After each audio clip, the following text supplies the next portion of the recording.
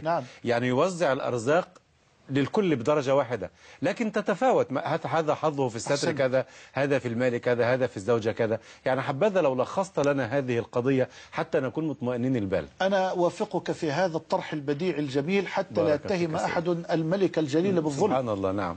هناك من يتهم الله بالظلم. سلم يا رب. نعم. سلم يا رب. فأقول نعم. الله تبارك وتعالى قل نحن قسمنا بينهم معيشتهم في الحياة الدنيا. الله. مرة قسمة ثانية. عادلة. نحن قسمنا بينهم معيشتهم في الحياة الدنيا. معيشتهم. والله استطراد جانبي، المعيشة والحياة في القرآن تحتاج إلى دراسة. طبعا. يقول مرة معيشة ومرة حياة، وإن نعم. دي معيشة وإن الدار الآخرة اللي هي الحيوان. نعم.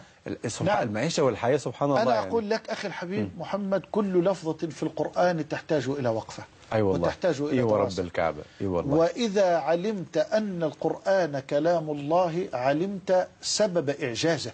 نعم. إعجاز بلاغي وبياني وتشريعي وتاريخي كل شيء أدبي وكل ما تحمله الكلمة معاني الإعجاز. نحن قسمنا بينهم معيشتهم في الحياة الدنيا. والقسمة هنا عادلة. فكما تفضلت، منهم من يرزقه الله المال، ومنهم من يرزقه يعني الله. لو افترضنا ان رزق الله او القسمه مثلا 24 قيراط حتى نقرب الصوره. نعم. 24 قيراط، كل واحد فينا له 24 قيراط يقينا، لكن بنسب مختلفه من الارزاق. اضرب لي مثال مثلا بهذا. انا اضرب مثالا عمليا يا ليت. رائقا جدا. استمتع. اعرف رجلا من اهل الفضل، وكنت قد ضربت له مثالا بقضية الحمام الذي يأكل الحبوب. هو نفس الرجل. ليتك عرفتنا على هذا الرجل. هو نفس الرجل. أسأل الله أن يبارك فيه. نعرف بإذن الله. وما أكثر يعني هؤلاء في الأمة. نعم. الشيء باختصار شديد. على معي 5 دقائق. طيب جميل. هذا الرجل ممن وسع الله عز وجل عليه. نعم. لكنه لم يرزق بالأولاد. الله أكبر. وحرم أيضا من الصحة. مريض. شفاه الله وعافاه. شفاه الله وعافاه. يعني على الأقل زارع كبدا، على الأقل ترقية ورفع درجة بإذن الله تعالى. الشاهد وهو يركب سيارته الفخمة الجميلة. نعم. ويقود به سائقه السيارة، مر على مجموعة من عمالين المصريين حلوين أصحاب الدم الخفيف فأول ما مر عليهم قاعدين يفطروا فول وطعمية في جزء من حديقة كده. نعم. وفي الصباح بعد الفجر، فهو ماشي هادئ يعني ومش خارج من الجامع، فسمع أحبابنا يقول أيوة يا عم، أيوة يا سيدي، هم دول الناس اللي عايشين. هكذا. أيوة. أحبابنا. ويتردد هذا بالفعل. أي نعم. كلنا ذاك الرجل. فسمع بأذنيه فابتسم، فقال له ارجع، فقام وقف العربية ورجع، كله جرى. نعم. فنزل قال والله تعالى يا جدع تعالى خليك راجل اقف. ففعلا عادوا إليه. نعم. وجلس معه، ورجل جميل تواضع. نعم. جلس معهم على النجيلة على الأرض. قال مين اللي قال؟ والله يا بيه ما قلت. قال له يا واد ما تخافش خليك راجل بقى. يطلع فلان ولا علان. أنا اللي قلت.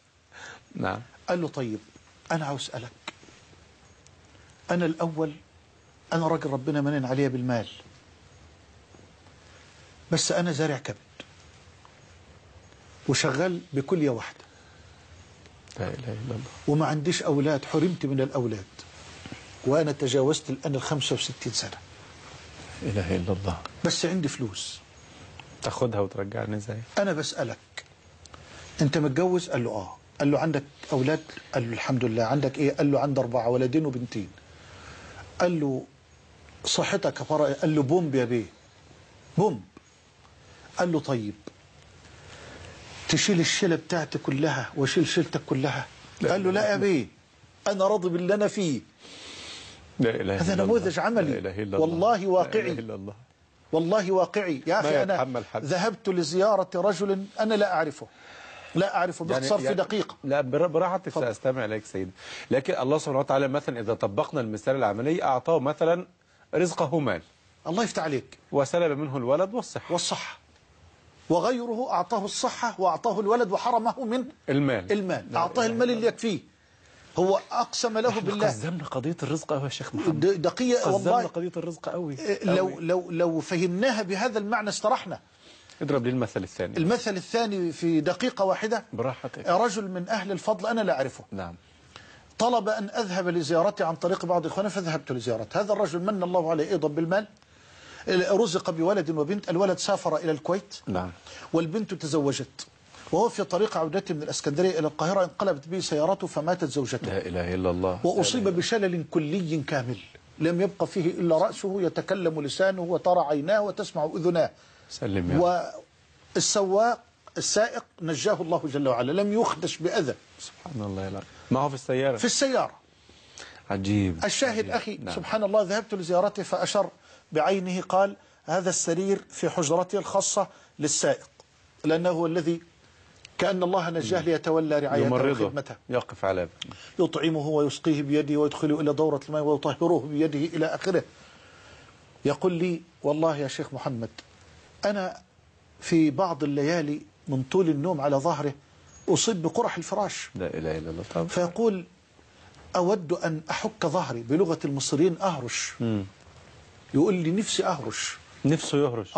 عجيب. وأستحيي أنادي على السائق لأنه معايا من الصباح، فبقول أبكي، ويقسم لي بالله إنه معاه كاش في البنك 600 مليون دولار. يا الله. كاش، يقسم الله. بالله، غير العقارات والفلل والأرض. يقول لي فأبكي وأقول مين ياخد 600 مليون دولار اللي في البنك ويرد لي ايد واحده بس تتحرك اهرش بها المكان اللي انا عاوزه. وبعدين نظر الي وهو بيبكي وقال لي تصدق يا مولانا ان هرشه واحده تساوي 600 مليون دولار. لا اله الا الله. الناس مش واخده بالها من قضيه الرزق خالص خالص يا اخي الحبيب. لا اله الا الله. والله العظيم يعني ما نحن فيه نحن في نعم لا يعلم حصرها وعدها الا الله. ولذلك كان الصديق إذا دخل دورة المياه أو الخلاء وخرج وضع يده على بطنه وقال يا لها من نعمة منسية غفل عن شكرها كثير من الناس. اي والله اي والله صدقت. يعني هدوم كما قال في التاريخ، يقول لهارون الرشيد أرأيت شربة ماء؟ قال نعم. قال إن منعتها بكم تشتريها؟ قال أشتريها بنصف ملكي. نعم. قال فإن احتبست بكم تنزلها؟ قال بالنصف الآخر. قال ملكك بشربة ماء. قال اشرب هناك الله وأف لملك لا يساوي شربة ماء. أحسنت. إذا يعني قضية الرزق أنا يطيب لي أن نكمل في الحلقة القادمة، لأنها يعني الإشكاليات حقيقة لا حرج عندي حتى نحقق فيها الأمر. بارك الله فيك، خصوصا أن مدخلها التقوى، دللتنا على الطريق. بارك الله فيك. يعني إذا الموضوع يعني يسير بإذن الله تعالى أن يجعل كل منا من نفسه تقية لله عز وجل، أن يتقي الله سبحانه وتعالى ولو حتى بشق تمرة في الدنيا تنفعه في الآخرة. وقبل أن نلتقي إن شاء الله تعالى في الحلقة القادمة بإذن الله أذكر فقط حتى لا ينسى شبابنا أن من التقوى العمل وأن يأخذوا أيضا بالأسباب. أحسنت. نكمل في الحلقة القادمة بإذن الله تعالى، ونطلب دعاء نختم بهذه الحلقة. نسأل الله أن يرزقنا التقى والعفاف والغنى. آمين يا رب. اللهم وسع أرزاقنا. آمين. اللهم وسع أرزاقنا. آمين. اللهم ارزقنا الحلال الطيب.